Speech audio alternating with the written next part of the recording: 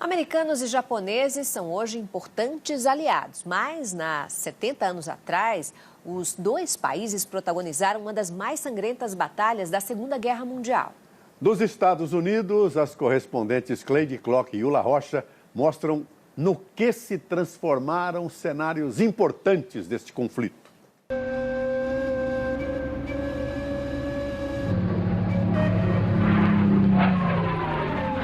Um pedacinho de terra no meio do Pacífico, de beleza exuberante e atraente. Um arquipélago que recebe mais turistas do que todo o Brasil. Terra dos vulcões, do mar cristalino, das montanhas e do surf.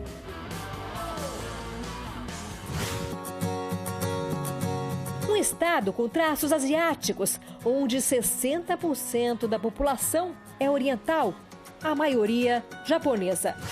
Justamente o país que protagonizou a história sombria dessas ilhas paradisíacas. No dia 7 de dezembro de 1941, 360 aviões japoneses chegaram aqui, a Pearl Harbor, com a intenção de destruir uma das mais importantes áreas de defesa estratégica dos Estados Unidos no Oceano Pacífico.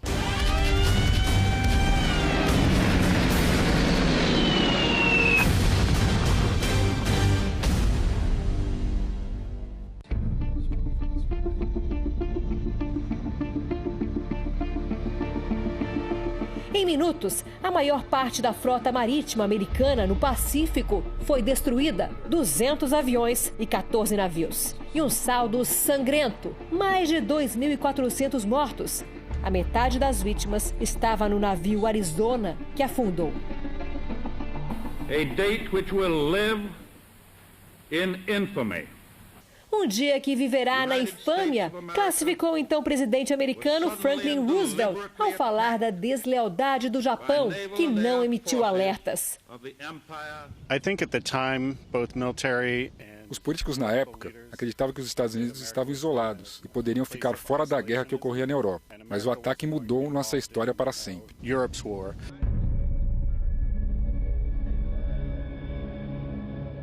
Os Estados Unidos se juntaram à Grã-Bretanha e à União Soviética para lutar contra os países do eixo, Alemanha, Itália e Japão. A vingança ao ataque de Pearl Harbor foi assustadora. Em agosto de 1945, as cidades japonesas de Hiroshima e Nagasaki foram alvos de bombas atômicas. Mais de 200.000 pessoas morreram. Foi a única vez na história que um país usou a arma nuclear contra civis. Os ataques foram considerados um dos maiores crimes contra a humanidade. Aqui no Havaí, a área onde aconteceu o bombardeio japonês se transformou num parque nacional e é um dos pontos turísticos mais visitados do arquipélago. 2 milhões de pessoas do mundo inteiro vem para cá todos os anos. Um museu interativo reconstrói aquele 7 de dezembro. Vim da Califórnia para conhecer o que só tinha lido nos livros. Um passeio de barco leva os turistas até o memorial, construído em cima dos destroços do navio Arizona, que ainda estão no fundo do mar. Ao lado fica o Missouri, que serviu de base para assinar oficialmente o término da Segunda Guerra, em setembro de 1945. Agora é um museu. Mas mesmo com o fim da guerra, centenas de testes nucleares foram realizados nas décadas seguintes, como mostra a repórter Yula Rocha.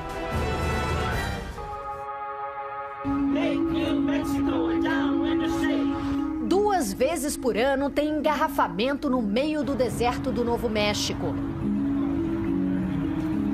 É quando a base militar de White Sands interrompe testes com mísseis de longa distância para que milhares de turistas possam visitar o lugar do experimento com a primeira bomba atômica fabricada no mundo.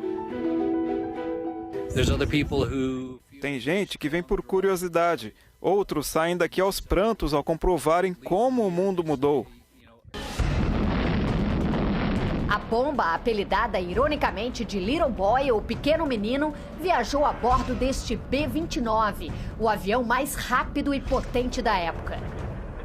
Hoje, a aeronave tornou-se uma das peças mais visitadas do Museu Aeroespacial, que fica a 60 quilômetros da capital americana. Aqui, os Estados Unidos exibem sua frota e também a dos inimigos recolhida em combate. Os kamikazes japoneses e os aviões dos nazistas foram usados para estudar a tecnologia empregada durante a guerra.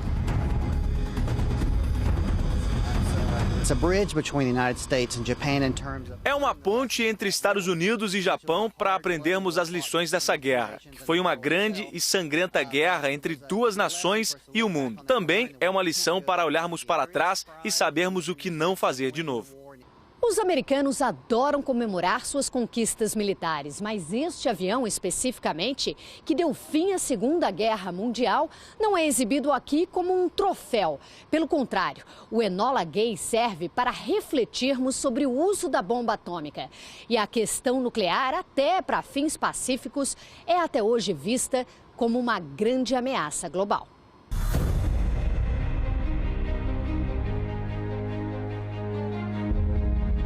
É aqui no estaleiro do Brooklyn, com uma vista privilegiada de Manhattan, que trabalhavam 70 mil estivadores, engenheiros e militares a serviço da Marinha Americana. Eles ajudaram a construir os porta-aviões mais sofisticados do mundo, antes mesmo dos Estados Unidos entrarem na guerra. President Roosevelt knew that war was likely coming.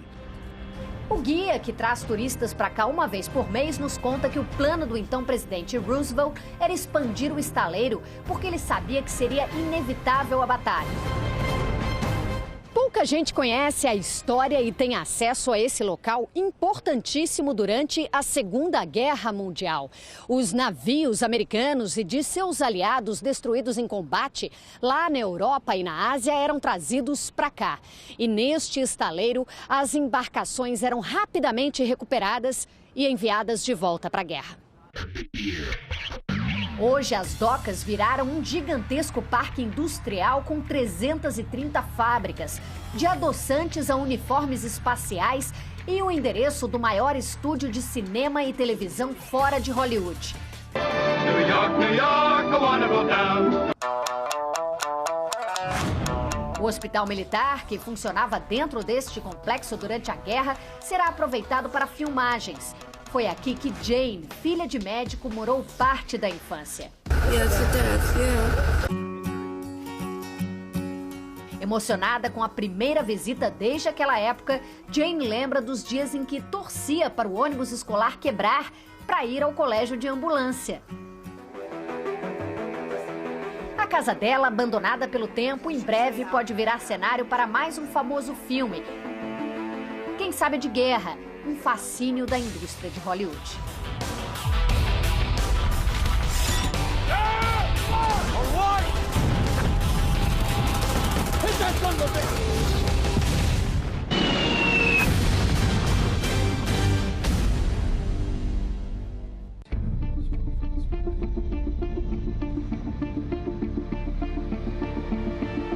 Em minutos, a maior parte da frota marítima americana no Pacífico foi destruída. 200 aviões e 14 navios. E um saldo sangrento, mais de 2.400 mortos. A metade das vítimas estava no navio Arizona, que afundou. A date which will live in infamy. Um dia que viverá na infâmia, classificou o então presidente americano Franklin Roosevelt ao falar da deslealdade do Japão, que não emitiu alertas. Os políticos na época acreditavam que os Estados Unidos estavam isolados e poderiam ficar fora da guerra que ocorria na Europa. Mas o ataque mudou nossa história para sempre.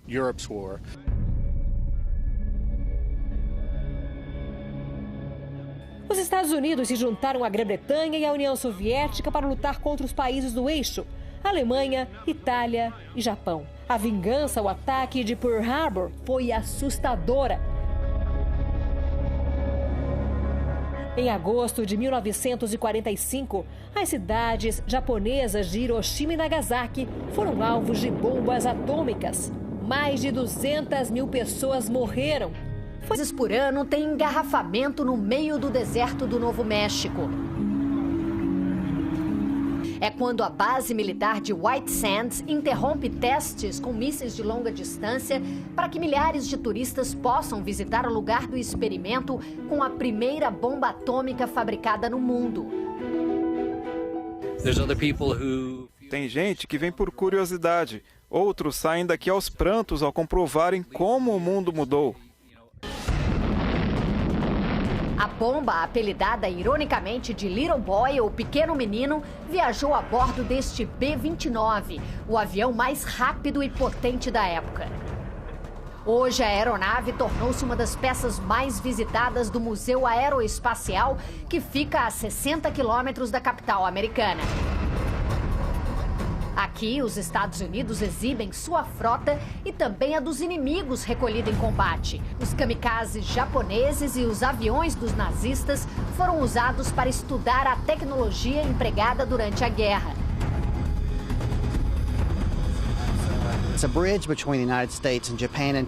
É uma ponte entre Estados Unidos e Japão para aprendermos as lições dessa guerra, que foi uma grande e sangrenta guerra entre duas nações e o mundo. Também é uma lição para olharmos para trás e sabermos o que não fazer de novo. Os americanos adoram comemorar suas conquistas militares, mas este avião especificamente, que deu fim à Segunda Guerra Mundial, não é exibido aqui como um troféu. Pelo contrário, o Enola Gay serve para refletirmos sobre o uso da bomba atômica. E a questão nuclear, até para fins pacíficos, é até hoje vista como uma grande ameaça global.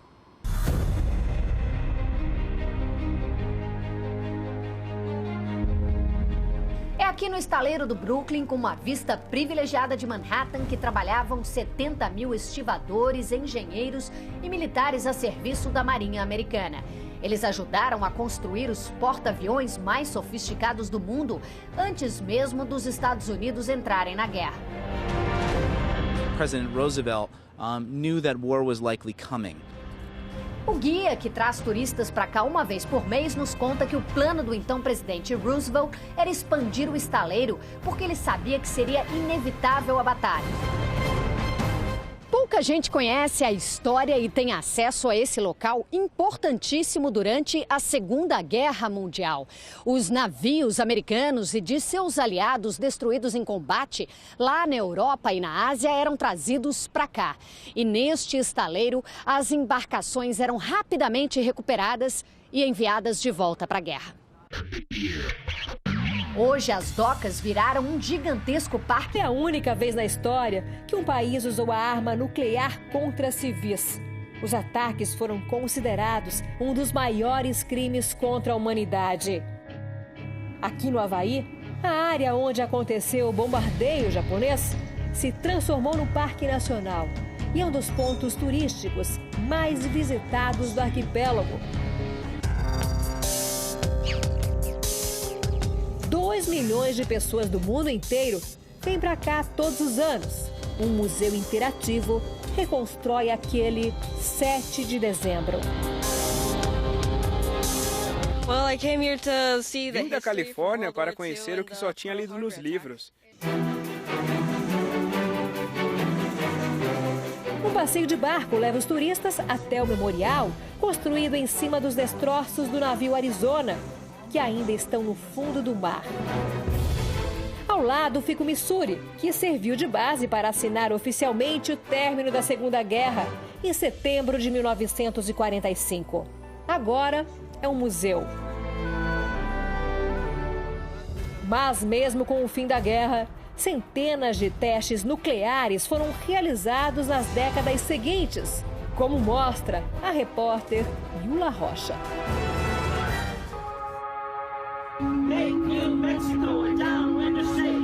Duas vezes. Americanos e japoneses são hoje importantes aliados, mas 70 anos atrás, os dois países protagonizaram uma das mais sangrentas batalhas da Segunda Guerra Mundial. Dos Estados Unidos, as correspondentes Cleide Clock e Yula Rocha mostram no que se transformaram cenários importantes deste conflito.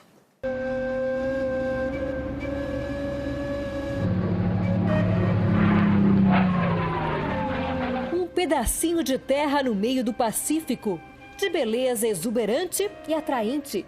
Um arquipélago que recebe mais turistas do que todo o Brasil. Terra dos vulcões, do mar cristalino, das montanhas e do surf.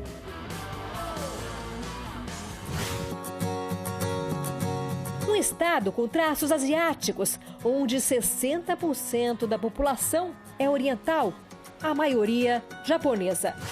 Justamente o país que protagonizou a história sombria dessas ilhas paradisíacas. No dia 7 de dezembro de 1941, 360 aviões japoneses chegaram aqui, a Pearl Harbor, com a intenção de destruir uma das mais importantes áreas de defesa estratégica dos Estados Unidos no Oceano Pacífico.